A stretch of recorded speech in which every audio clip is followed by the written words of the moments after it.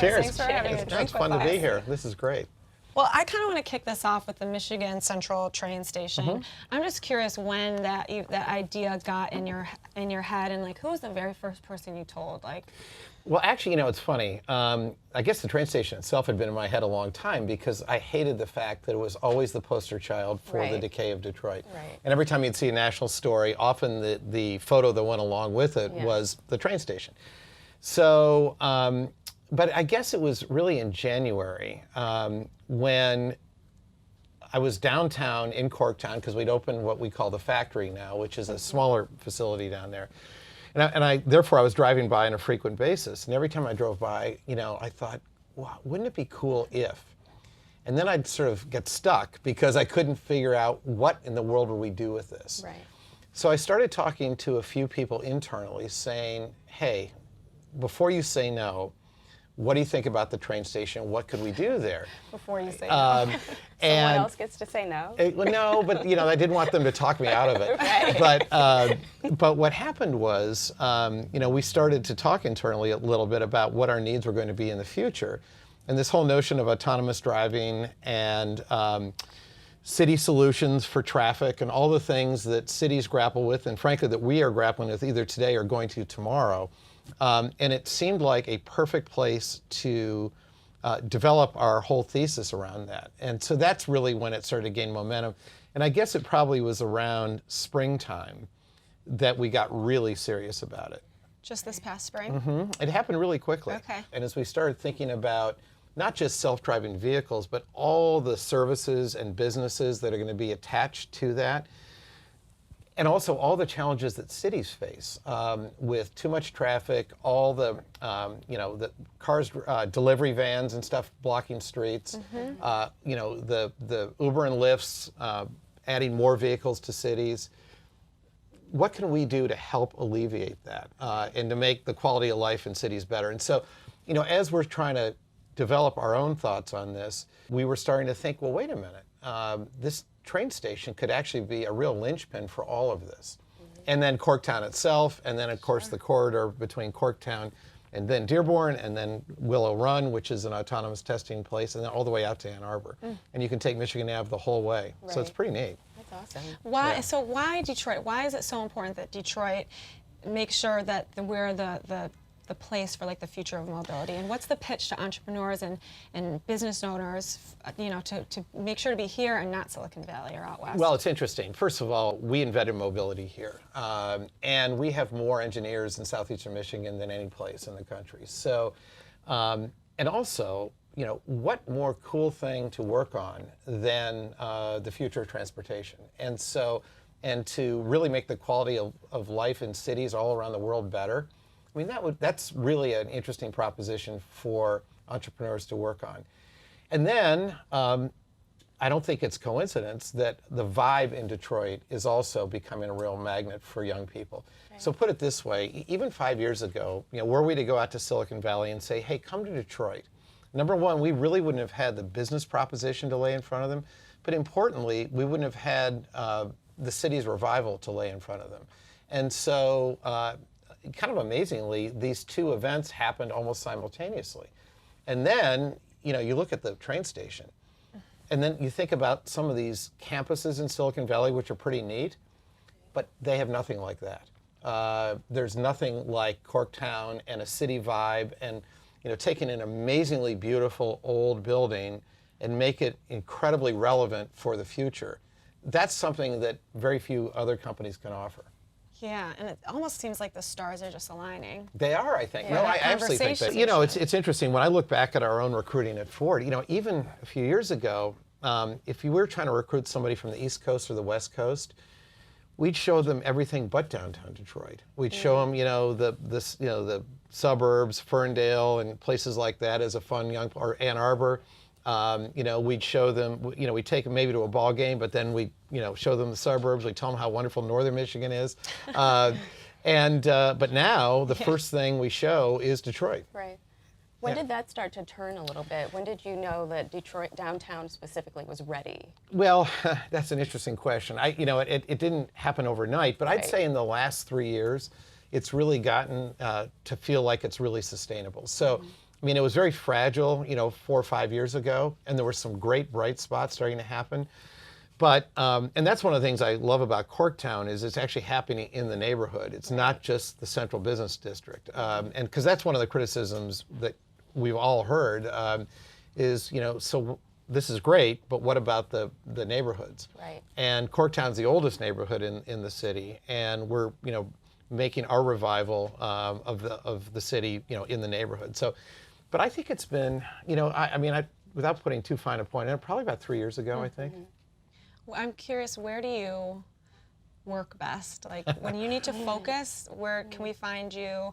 Well, one place I don't work well is in my office. Me too. I can't. There are too many distractions, and it's also just doesn't inspire creativity. So I do several things. One is, if the weather's nice, I go over to my great-grandparents' estate, Fairlane in Dearborn, and walk around the grounds. And if the weather isn't nice, you'll often find me on the floor of the Henry Ford Museum, just walking around, and without any particular agenda. Sometimes I forget even where I am, and wait, how did I get here? But that's when my mind's really working. And if I really need to focus on writing a speech or a document or something, I'll go to a coffee shop. And even though there's a lot of noise, it's not my noise. It's not like my office where my phone's ringing or people are stopping in to see me. And when leading an institution like Ford, what do you wish the general public understood about that process, especially when you have to make difficult decisions? What do you wish they knew? I'm not sure they wish they knew anything, because I think I'd hate to see them watch how the sausage is really made. But I think the one thing that I wish people understood is that the most important thing to me is our ethics, and that we're seen as an ethical company, and that we make decisions through that lens. And I suspect if you ask somebody not from Detroit, just out there in the public, what's a big company like Ford like? They'd probably say, well, it could be a very mercenary kind of cutthroat place. And it's not like that. And the culture that I'm so proud of is that we do think of people first. And the decisions we make are through those lens, and is this the right thing to do? And so, look, we're not perfect. We never will be perfect. Right. But I think it's important that we bring the right mindset to decision making. How do you know when a risk is worth taking? Well, I find that most risks actually are worth taking, and most of the regrets I have are the risks I didn't take.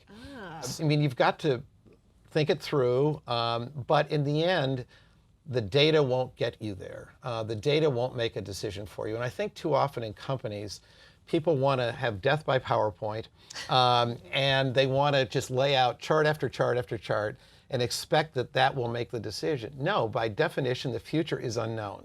The data can show you everything about the past, but it can tell you nothing about the future. It can inform your thinking, but you then need to actually use judgment, which a lot of people are afraid to use, to make a decision about the future. And so, so I find that, there have been a lot of moments in my life where, there's a big event coming up this week where it's the 100th anniversary of the Rouge plant. And, one of the pieces of advice that I got was close the plant. It's an industrial wasteland. It's a dirty site. Let's just start over somewhere else. I say, absolutely not. Let's turn it into the most environmentally correct plant in the country. And there wasn't a lot of support for that. It was absolutely the right thing to do, and it's turned out really well.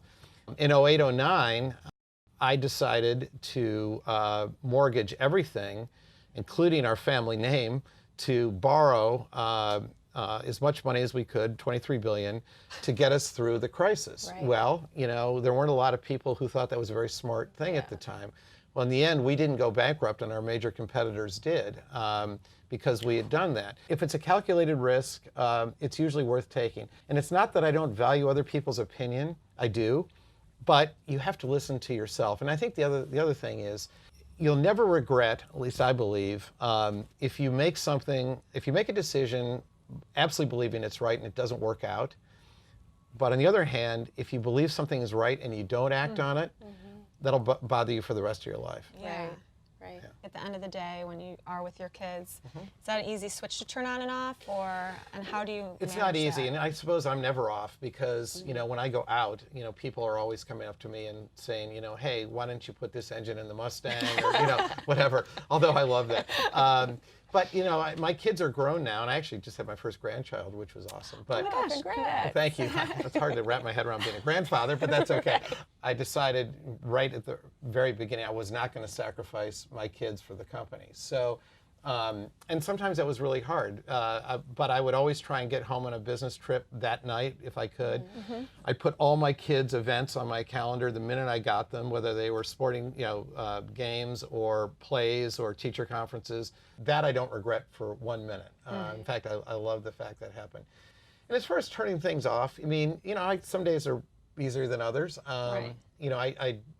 For me, I play ice hockey to blow off steam. I really enjoy it because it's a great workout. The locker room is a lot of fun. Nobody treats me, especially, in fact, quite the opposite. And I love that. And so, it's a great way just to leave work behind. Do you meditate? I do.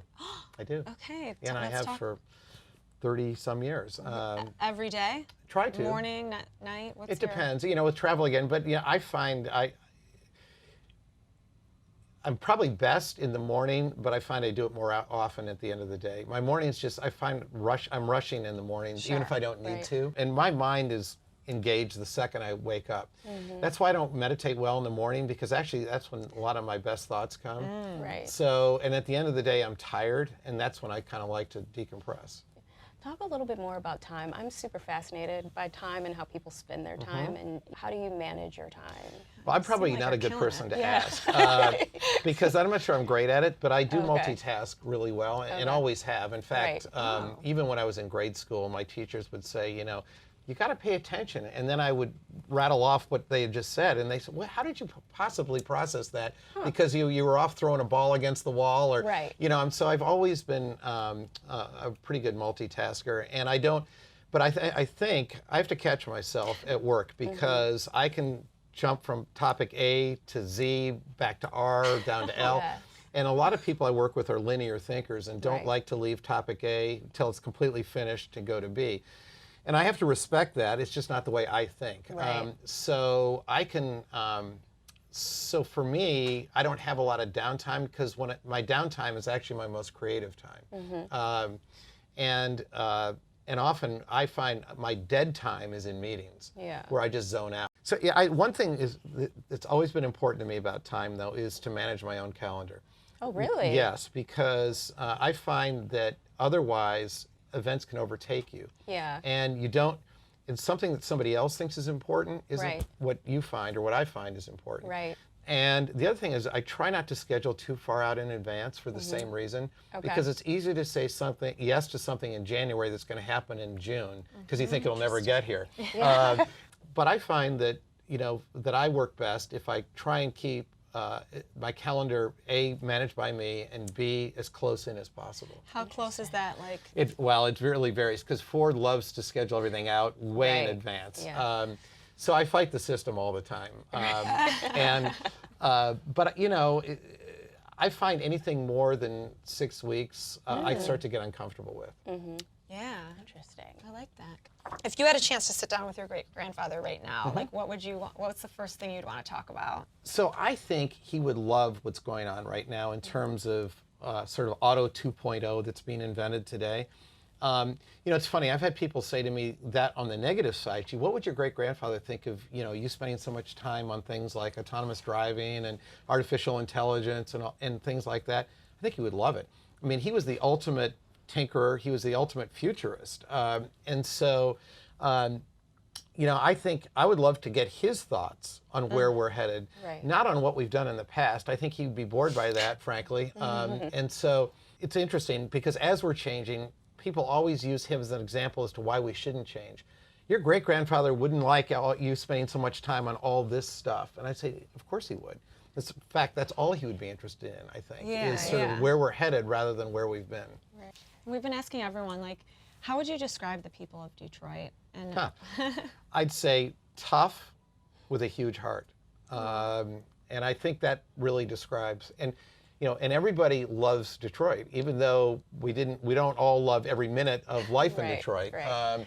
But and we find that when we travel, if you meet somebody from Detroit, they want to talk to you about Detroit. And I don't know if it's the same in other cities. My guess is it's not. There's, but it is. People here are really tough and resilient, and they have a huge heart. Yeah.